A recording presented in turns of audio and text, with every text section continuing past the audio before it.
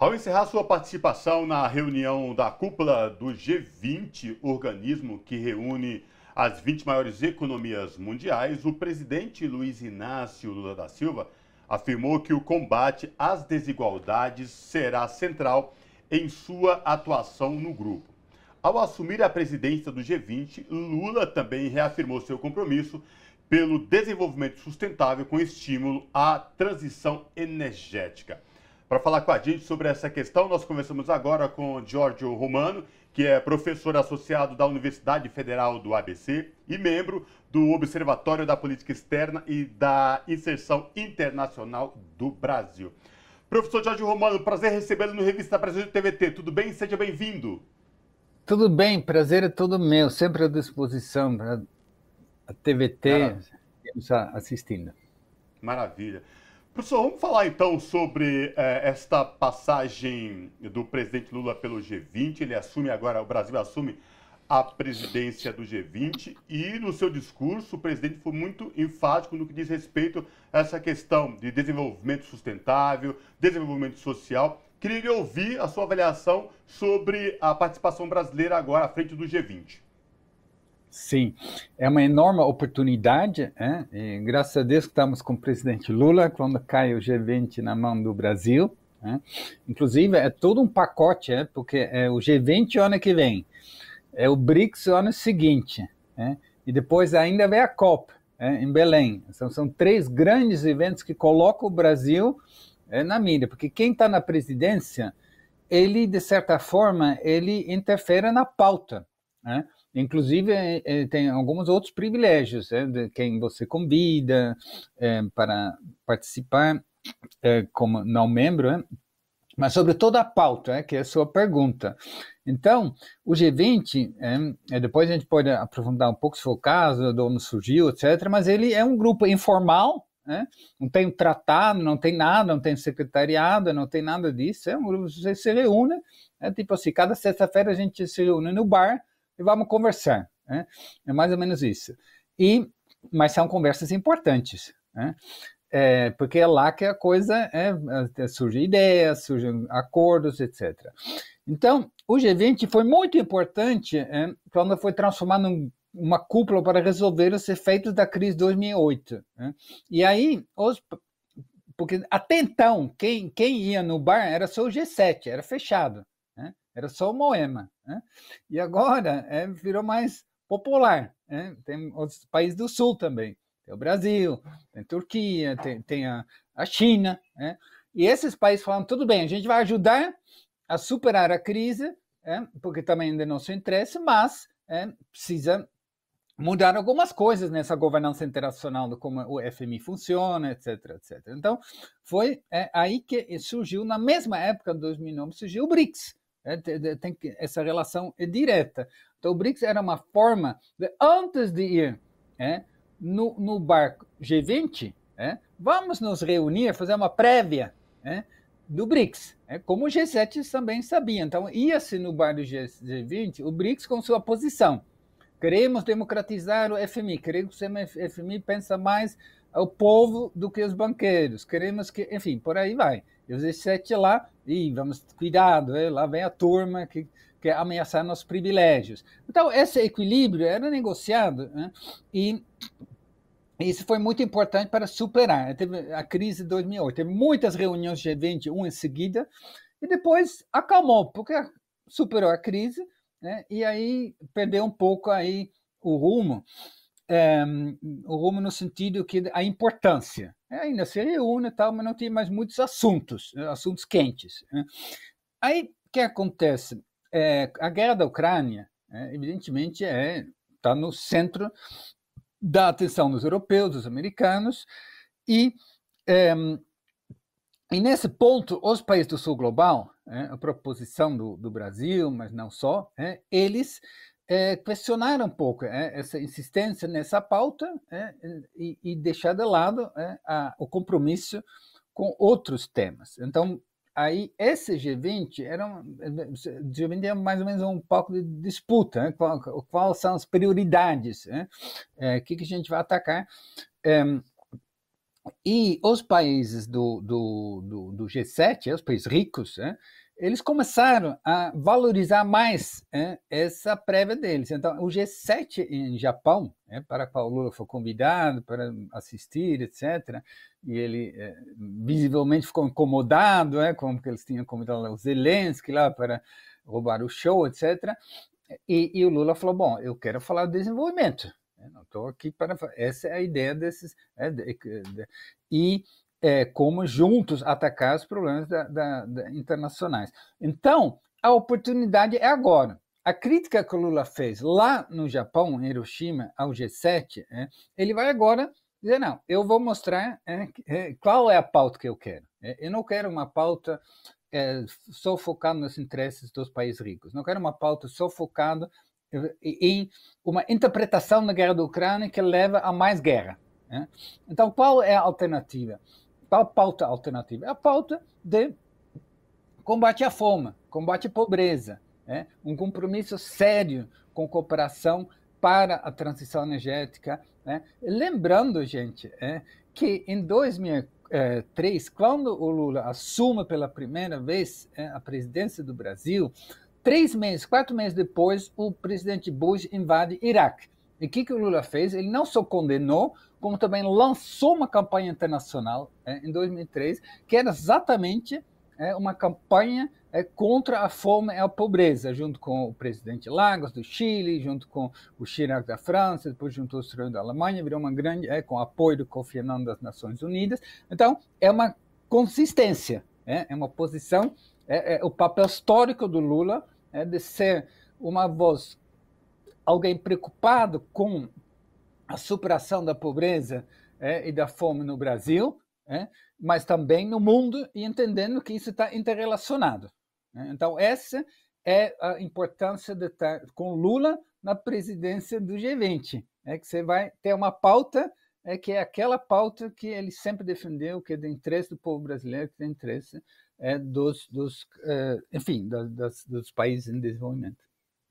E aí, professor, te escutando nesse momento, você fazendo essa avaliação desse momento em que o Brasil assume a presidência do G20, por exemplo, e o senhor já traz outros coletivos em que o Brasil vai tomando protagonismo, eu te pergunto, o que esse protagonismo que o Brasil vem retomando, diferente do que foi, por exemplo, no governo de Jair Bolsonaro, em que se perdeu muito essas relações internacionais, o que de fato isso muda também no nosso dia a dia aqui para cada um de nós, brasileiros e brasileiras? Qual é o impacto que a gente pode ter dessa macropolítica também aqui para cada um de nós?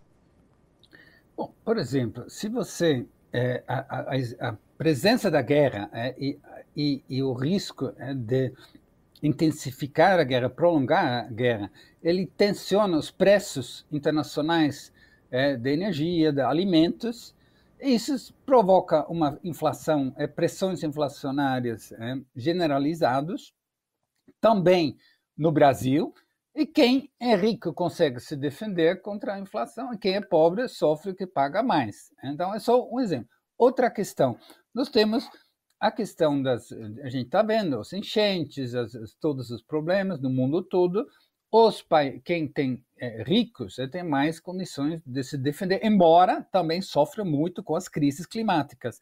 Um país sozinho, por mais que o governo Lula se empenha para acabar com o desmatamento, para, enfim, fazer a transição energética, não adianta. Se o resto do mundo não faz, vamos sofrer do mesmo jeito com as crises climáticas. Então, exige cooperação internacional. Então, mas exige cooperação internacional nesses pontos.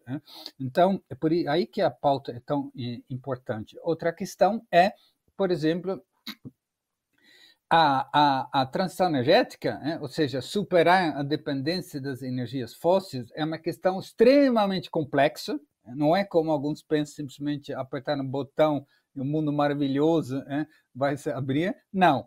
Então, exige muita tecnologia, troca de experiências. E, de novo, aqui você precisa de cooperação. Então, essas são coisas que devem estar na pauta do G20 e que vão influenciar imediatamente nas condições de desenvolvimento. E, por último, eu diria o seguinte, os países ricos, eles estão empenhados a defender seus privilégios, natural, e isso constrange as possibilidades de um desenvolvimento, de uma reindustrialização do Brasil, Então, as regras, o protecionismo utilizado para esses países também impede desenvolvimento. Se não tem desenvolvimento no Brasil, se a gente não consegue fazer uma nova industrialização, se a gente não consegue aumentar a produtividade do Brasil, a gente não consegue, de forma sustentável, tirar as pessoas da pobreza e superar a condição periférica do Brasil. Então, uma coisa está diretamente relacionada à outra. Professor, nosso tempo está chegando ao fim, mas eu tenho que lhe fazer uma pergunta também sobre esta... Infelizmente, professor, sobre a reunião do G20, desta cúpula, porque ela se organizou em meio a outro conflito. O senhor trouxe o exemplo lá atrás de quando o presidente Lula assumiu, da guerra do Iraque, a invasão. E esse G20, ele foi organizado com outro conflito realizando Rússia e Ucrânia. Mas, desta vez, nesse encontro do G20, no documento, em nenhum momento veio algo especificamente sobre esse conflito, o que pode sinalizar uma preocupação de realmente se buscar um acordo de paz para esse conflito. É isso mesmo, não é? Eu queria lhe ouvir sobre essa questão. Muito, muito bem. De fato, você pode ter certeza que o Zelensky deve ter ficado bem chateado com essa declaração final, ainda mais comparado com o do ano passado. O que acontece? Que, na verdade, a visão do Brasil, a visão do presidente Lula, está se mostrando a abordagem correta, que também é a abordagem da Índia, da África do Sul, etc. Que sim, o Brasil e o próprio Lula, o próprio Celso Amorim, se posicionaram sempre contrário à invasão. Invasão é ilegal, não pode, você não pode invadir militarmente outro país para resolver questões territoriais de natureza são. Não há nenhuma dúvida. Mas, uma vez que a gente está em guerra, o pior ainda é você ter políticas que vão intensificar essa guerra. Essa contraofensiva, são milhares e milhares de jovens ucranianos que estão com armamentos do Ocidente se matando e não vai resultar. A gente está falando da segunda maior potência nuclear do mundo. Então, é preciso negociar com o presidente Putin, é com ele que vai ter que sentar na mesa, e o Ocidente, que evidentemente por vários motivos, alguns, por exemplo, tem os motivos do complexo militar industrial, eles estão lucrando muito dinheiro com isso, não é coisa menor, é uma grande lobby nos Estados Unidos, vai manter que está indo bem, mas, e tem, enfim, interesses que querem intimidar a China com isso, mostrar a força, aproveitar para reforçar a liderança dos Estados Unidos, enfim, tudo isso. Só que a população, a opinião pública na Europa e nos próprios Estados Unidos estão ficando cansados, porque eles estão dizendo, peraí, eu estou pagando mais por energia, estou pagando meu preço da minha conta de luz, e eu não estou vendo nada acontecendo. A gente está mandando bilhões e bilhões e está lá, vai ficar assim mais um ano, mais 2 anos, para quê? Para quê? Então, e tem as eleições nos Estados Unidos chegando o ano que vem, e esse assunto, embora não seja determinante, é óbvio que o trabalhador americano vai votar olhando a economia, mas pode ser um fator que vai influenciar se a coisa andar. Então, o Biden começa, essa é uma interpretação, tudo indica que está se preparando o terreno para cair fora. E por isso que eu sempre falo, os Zelensky deveriam olhar um pouco na história. Muitas pessoas que achavam que eles estavam numa boa com o apoio dos Estados Unidos, o quanto precisar, essa frase, até a gente está junto com você, tudo que precisar. O presidente da Vietnã do Sul pensava isso, o presidente do Afeganistão pensava isso. Bom, quando vem os interesses dos Estados Unidos, o interesse do capitalismo estadunidense, se precisar, tira o tapete. Então, o Zelensky, se eu poderia dar um conselho, escuta um pouco mais o Lula, o Modi, enfim, o Ramaphosa da África do Sul, para criar uma alternativa e sair fora. É claro que o Putin na Rússia também tem que fazer concessões, evidentemente, mas é totalmente inimaginável. O que é necessário é que se pare essa lógica de intensificar a guerra, mais armas, e achar que você pode derrotar a Rússia. Óbvio que os Estados Unidos sabem que não pode. Inclusive, eu estava, alguns meses atrás, na Alemanha, falando com pessoas, inclusive do governo, do Ministério da Defesa. Eu perguntei para eles, vocês acham realmente que vocês podem derrotar a Rússia? Ele falou que não. Eu falei, então, por que continuar com essa política? Porque senão parece que a Rússia ganha. Ou seja, é uma questão muito delicada, e que exige muita vontade de chegar a uma paz. E essa vontade, eu acho que, de certa forma, indiretamente, se você pauta a questão do desenvolvimento, se você pauta as questões da cooperação sobre sustentabilidade, sobre uma democratização da governança global, como o Lula já anunciou que essa vai ser o centro do G20, a questão das desigualdades em todas essas feiras, você vai contribuindo realmente com a paz também na Ucrânia. Perfeito. Conversamos com o Giorgio Romano, que é professor associado da Universidade Federal do ABC, conhecido UFABC, e membro do Observatório de Política Externa e da Inserção Internacional do Brasil, o OPEB. Professor, muitíssimo obrigada pela sua participação. Prazer escutá-lo aqui no nosso programa de hoje. Muito bem, bom trabalho para você, sempre à disposição. Conto com a Federal do ABC. Abraço. Abraço, professor.